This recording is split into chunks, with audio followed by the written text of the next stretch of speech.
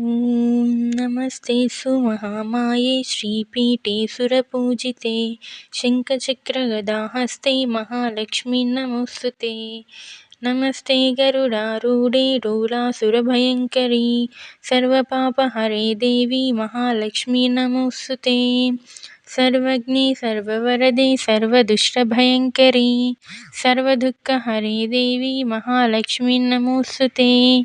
सिद्धिबुद्धिप्रदे देवी भुक्तिमुक्तिप्रदायिनी मंत्रमूर्ते सदा देवी महालक्ष्मी नमोऽस्तुते।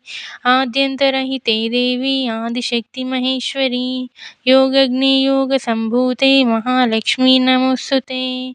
स्थूलसूक्ष्म महारौद्रे महाशक्ति महोदरे सर्वपापहरे देवी महालक्ष्मी नमोऽस्तुते। पद्मासनस्थिते देवी परब्रह्मस्वरूपिणी परमेशी जगन्माता महालक्ष्मी नमोऽस्तुते।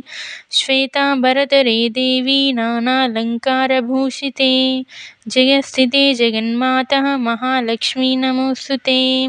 महालक्ष्म्यष्टकं स्तोत्रं यः पठेत् भक्तिमान् नरः सर्वसिद्धिमवाप्नोति राज्यं प्राप्नोति सर्वदा।